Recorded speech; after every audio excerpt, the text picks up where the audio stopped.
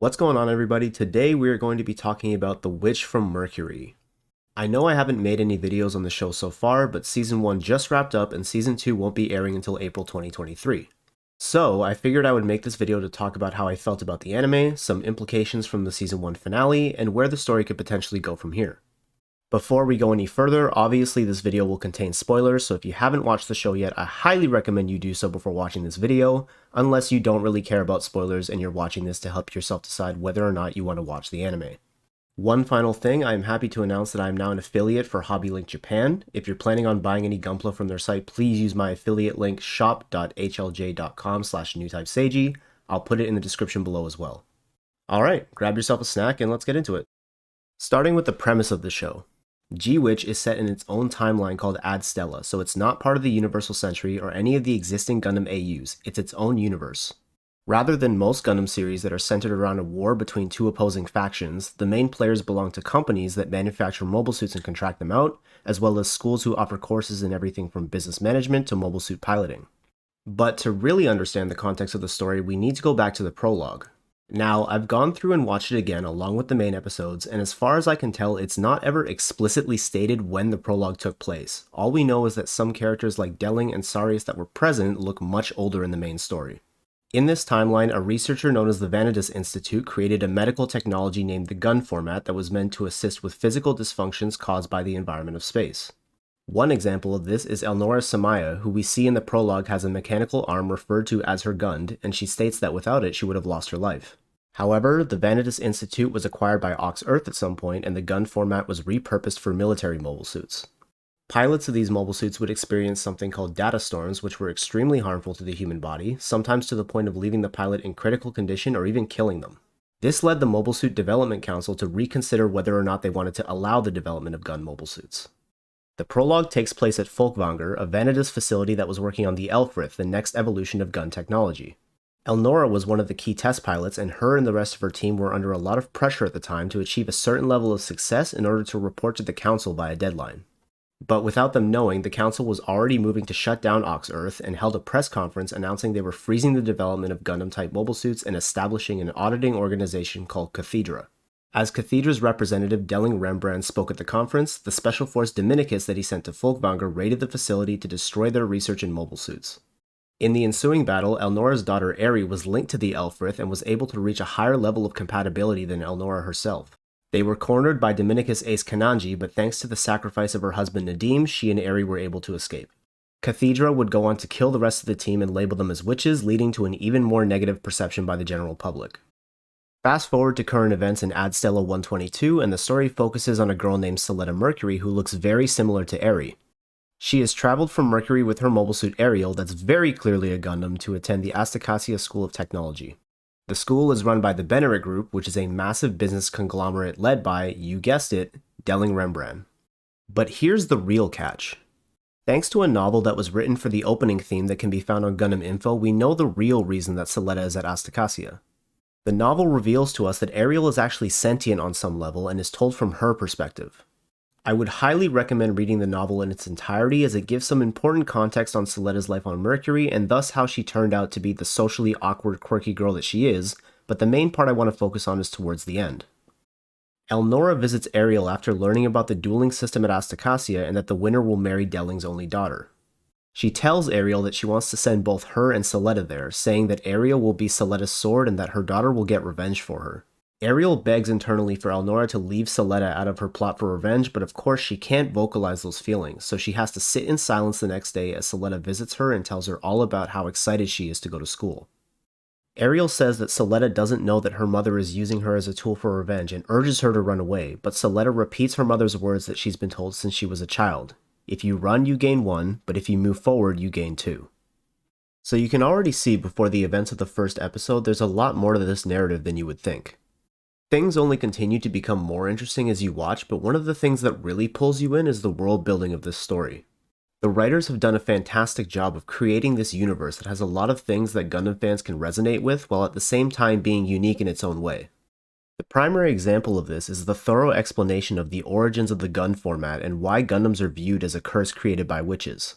It's clear from the events of the prologue that Elnora, Nadim, Dr. Nabo, and the rest of the team at Folkvanger truly believe that Gund will help humanity as it ventures out into the frontier of space, but the rest of the world simply doesn't see it that way. People are afraid of what they don't understand, so they look for a reason to suppress it or control it. That led to Cathedra being established to, in Delling's words, deny all Gundams and set the public's mind at ease by acting as an auditing organization. This negative perception of Gundams continues to have repercussions into the future and affects Suletta's life at Astacasia as well. Another part of G-Witch's universe that is front and center is the divide between those who live on Earth, the Earthians, and those who live in space, the Spatians. It's clear from the outset that this is different from the stories of the Universal Century where humanity has migrated into space and the most wealthy and powerful people have remained on Earth to enjoy it for themselves. Instead, those who have migrated to space view themselves as superior. I'd liken it to how coordinators view naturals in Gundam Seed, or how the Vers view the Terrans in Aldnoah Zero. In the prologue, you can already see the difference between the two in a news story showing poll results for what issues people are primarily concerned with. Earthians are concerned about basic necessities such as poverty and education, whereas Spatians are concerned with things like defense and free competition. Earthians are also exploited for the development of space industry, and protests are met with suppressive force using mobile suits provided by the three main branches of the Benneret group, Jeddirk, Pale, and Grassley. On top of that, you also see this discrimination at Astacasia where the students of Earth House are often pranked and bullied by students from other houses. Another note about this that I enjoyed from the last episode is when the terrorists attack Plant Quetta, they use physical ammo. A soldier from the Defense Force gets angry and says that the use of physical ammo is prohibited by treaty and that the terrorists are polluting space, to which Noria calls him a hypocrite because Spatians polluted Earth before they left. The political and economic landscape of G-Witch is shown from many different angles and characters to demonstrate just how deep the rift between these two groups is. Alright, so we've established that the world building of G-Witch is exceptional, but no matter how good a job you do of creating a universe, it doesn't mean anything if you don't have good characters to inhabit it. Luckily, G-Witch has a cast of diverse characters that each have their own depth and motivations, and I want to go over a few of them that stand out. The obvious choice to start with is Suletta. I know a lot of people find her to be too quirky or even annoying as she awkwardly stumbles through her school life at Astacasia, but you really need to take a step back and think about why she is the way she is. Suletta grew up on Mercury where there are no other children and didn't leave to come to Astacasia until she was 17 years old. As it stands, she literally has no idea how to interact with kids her age, and to tack on the pressure of going to school and being away from home and her mother for the first time, it's no wonder she's always nervous. Her upbringing also explains why her wish list is so important to her. It contains all kinds of things from exchanging contact info with someone to telling a joke that makes everyone laugh, and she keeps it close because it has all the things that she's been hoping to do since she was a child. She also shares with Miorine that she wants to learn as much as possible so that she can open a school on Mercury and make it a better place. Suletta's life on Mercury is likely also the reason she has such unwavering faith in her mother, as she had no other role models or authority figures and spent a lot of time in Ariel's cockpit while her mother was away for work. Now let's look at Miorine. She, in theory at least, has everything. Her father is the president of the Benneret group and therefore, as far as we know, is one of the most powerful men in the world, so you'd think she could have anything she wanted. Instead, she resents her father for giving her no control over her life and is disgusted with the dueling system at Astacasia that she believes treats her as a prize to be won. She hates her situation so much, in fact, that she has tried on multiple occasions to escape and go to Earth. However, after meeting Suletta, she begins to change as she realizes that Suletta genuinely cares about her and doesn't see her as a means to an end. And after the establishment of Gundam Inc., she admits to Suletta that she's happier running the company and trying to make a difference because she has a purpose now and doesn't have to run away anymore. The last character I want to highlight is Gyul. He initially comes off as an arrogant jerk, but if you ask me, I think he has more depth than the majority of the supporting cast. It becomes clear in the first few episodes that he relied on his title of holder to earn his father's approval, and since losing to Suletta, he's been fighting to get it back. In his rematch with Suletta, he's extremely hurt when he discovers that Vim installed a combat AI on the Darrowbald and had members of his house interfere with the duel. He wanted his father to believe in his own strength, but it was clear to him that Vim didn't trust him to win on his own. You can see more of his insecurity in his conversations with Suletta because she often attempts to relate to him by talking about her mother, but it's very clear that he is envious of her because she receives the parental support he so desperately wants. In one of their conversations when she starts talking about her mother, he instinctively touches the spot on his cheek where his father slapped him, and in a lot of other similar scenes together, he's often seen frowning and refuses to talk about his family with her. His strained relationship with his father leads him to run away when he is withdrawn from school, and this eventually ties into the tragedy he experiences in the season finale. Now let's move on to some of the things that really kept fans coming back each week. While it's true that the world of G-Witch has been very well fleshed out, there are still quite a few mysteries that have kept us guessing with each new episode and left us with questions yet to be answered even at the end of the first season. In my opinion, the biggest questions are related to Suletta's identity and the timing of the prologue. Now, I want to make something clear before I go down this rabbit hole. It is very possible that Eri and Suletta are the same person and the events of the prologue took place 13 years ago when Eri turned 4. However, I think there could be more to this, so I'm going to ask you to bear with me as I explore other possibilities. Like I mentioned before, it's never explicitly stated what year the prologue took place in. Throughout the series, a few different characters have mentioned something called the Vanadis incident, which everyone assumed to be the prologue, and this seems to be the most likely answer. But the thing that bothers me is that when Belmeria Winston, another witch, speaks to Prospera in episode 6, she says, "It's no use taking revenge for a 21-year-old, and then Prospera cuts her off. Was she going to say a 21-year-old grudge? A 21-year-old incident? We don't know. But what else could Prospera be taking revenge for other than the events of the prologue? Here's the thing though. If the prologue did take place 21 years ago, that means Suletta and Eri can't possibly be the same person. The original assumption from the community was that Suletta is Eri and her name was changed to protect her, but Eri was turning 4 during the events of the prologue. If the prologue happened 21 years ago, Eri would be 25, but Suletta is only 17. If Suletta was Eri, the events of the prologue would have happened 13 years ago, and this is just my opinion, but to me, some characters like Delling and Sarius look like they've aged a lot more than 13 years. Suletta also doesn't recognize Dr. Nabo in a video that Miorine shows to Earth House. It's possible that Eri wouldn't remember her after growing up since she was only 4 at the time, but I still thought it would be worth pointing out. In relation to this, there has been a theory floating around the community that Ariel is sentient because Eri's soul is inside of her, and Suletta is an enhanced person made to look like Eri, similar to Ellen 4. Anyway, I know that was a lot of information and crazy theory, but I hope now you understand why I'm hesitant to accept that Eri and Suletta are one and the same. That aside, there are other questions about Suletta and Ariel that have yet to be answered. For example, just like Miorine asks Suletta in episode 8, why is she able to pilot Ariel without any harm or risk of data storms? Even in the prologue, when Eri was in the Elfrith, she had permit markings on her face. They were blue instead of red, and she didn't seem to be affected by any data storms, but they were still there. Suletta has never been shown with any permit markings, and what's more, she has never audibly raised the permit score when piloting the Ariel. Ever since the prologue, whenever a pilot raises the permit score of their Gundam, they give a verbal command, and Suletta has not done that once. It seems like maybe it's not just Suletta either, and it might possibly be the result of the Ariel itself. When Ellen 4 asks Suletta to let him pilot the Ariel himself, he tries to raise the permit score, and while he recognizes that Ariel uses the gun format, the permit didn't respond to him, and he had no markings on his arm or face like he did when he piloted the Ferract. The reason this is so interesting is because we know of the danger of data storms, and on multiple occasions it's been shown that permit score 4 is extremely taxing on a pilot. Yet we know from Prospera that during the duel with Grassley House, Ariel's permit score reached 6.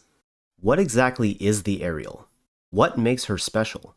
Have you noticed that Suletta talks to Ariel like she's a person when she's piloting and refers to her gun bits as everyone? Is that somehow tied to why Ellen visualized them in the shape of children during his duel with Suletta? Side note, there's another fan theory that each gun bit is the soul of a failed enhanced person created to replace Eri. Pretty dark stuff. Moving on. Prospera also clearly has secrets of her own, as her grand plan for revenge has yet to truly take shape. But the thing that confuses me is that in episode 11 she's seen meeting with Delling, and it's revealed that she's working with him on some project called Quiet Zero, and even gives Delling Ariel's network architecture pattern, whatever that means. The obvious assumption would be that she's deceiving him, but here's the kicker. She name drops her real name and tells him he can call her Elnora Samaya.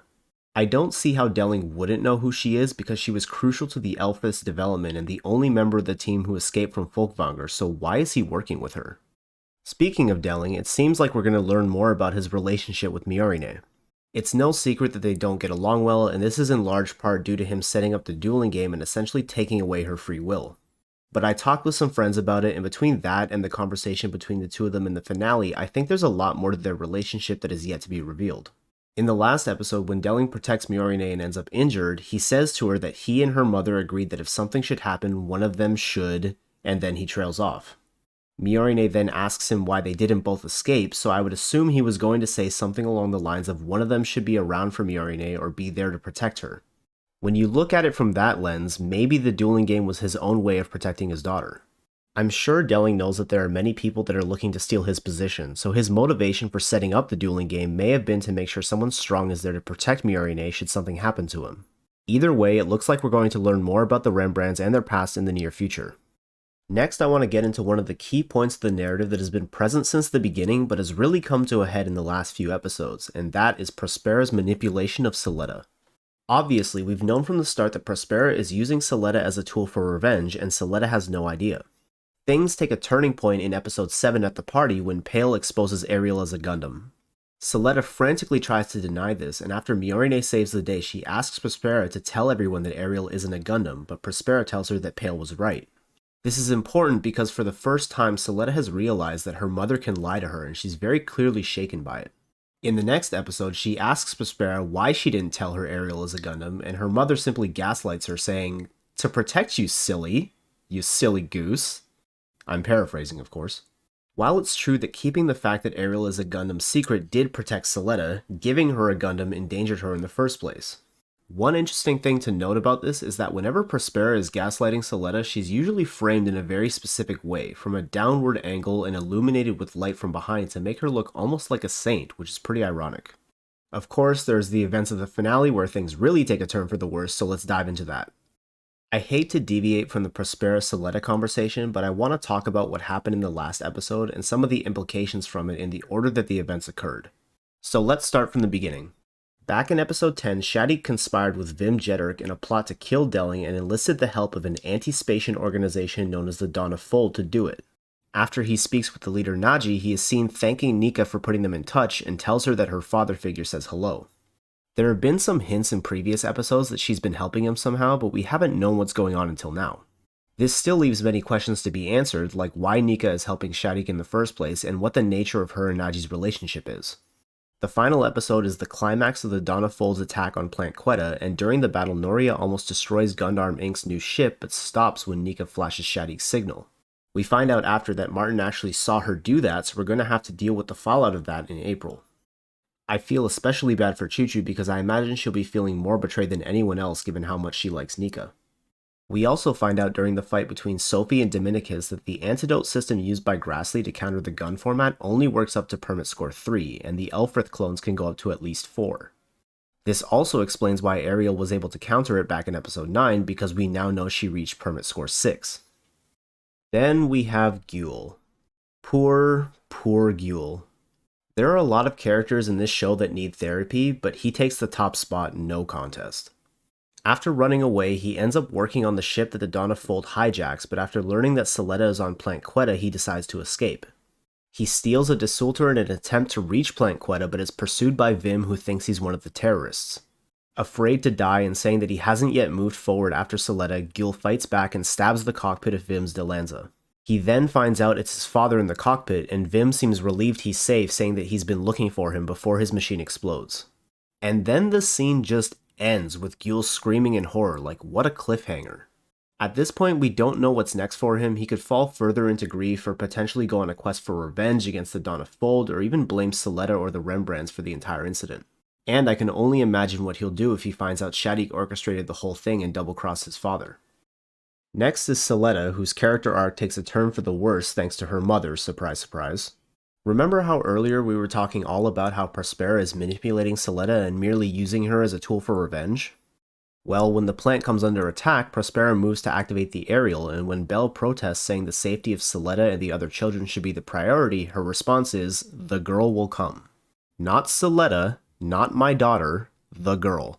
The difference between the way she talks to Suletta and the way she talks about her when she isn't around is crazy. Of course, Suletta does come to the hangar where Ariel is being held and is almost found by terrorists, but is saved by Prospera. Suletta is understandably horrified at the sight of her mother murdering people in cold blood, but her mother uses her famous words to reframe it for her as something that was necessary. She then convinces Suletta that the only way to save Miorine and her friends is to fight in the aerial. This is some pretty messed up parenting, and I think my friend Link said it best. He said, Short Young is wrong, but I ganked too. And Suletta was like, That's so But I insane. dude. At this point, there are a lot of people in the community that believe that if you run, you gain 1, if you move forward, you gain 2 is some sort of sleeper phrase used to brainwash Suletta. While I don't think it's actually brainwashing, I do think that Prospera uses those words to manipulate Suletta's way of thinking, and in this case, her moral compass. I also think this shot of Suletta stepping forward over the blood on the floor is significant and represents her crossing a line. In addition, Ariel's new design is a lot more intimidating than the original look, which may be symbolic of Suletta crossing that line and the darker tone the story is taking. Sophie even acknowledges this in the episode, saying Ariel's face is scary and she preferred how it looked before. And then, of course, we have the post-credits scene that left everyone absolutely speechless. I honestly can't remember the last time an anime actually made my jaw drop. In order to save Miorine, Suletta flattens one of the terrorists like a pancake with zero hesitation despite being terrified at the sight of her mother killing others not long ago. She could have tried other things like making a wall with Ariel's hand or grabbing the man, but instead she turned him into tomato paste like she was squashing a bug. And yes, maybe this was the surest way to ensure her bride's safety, but the problem isn't as much with what she did as it is with her reaction to it. She doesn't show any remorse, stumbling into the blood when she gets out of the cockpit and giggling as she calls herself a klutz. In this scene, she reminds me a lot of Eri in the prologue blowing up enemy mobile suits and saying they look like candles. She has no concept of what she's done because Prospera has completely distorted her sense of right and wrong. Miorine, on the other hand, is horrified at the sight of her groom smiling and reaching out to her with a blood-soaked hand, calling Suletta a murderer as the episode and season come to a close. I also want to point out how brilliant I think the art direction was at the end of this episode, with the lighting being in direct contrast to the end of the first episode.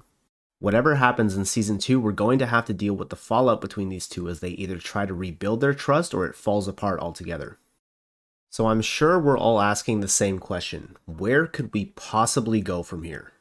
As cliche as it is, I could see a time skip happening, but I really hope there isn't one because I want to see the fallout from the events of the last episode as soon as possible. Me personally, I'm dumbfounded. I have absolutely no idea where the story is going and I love it. April can't come fast enough.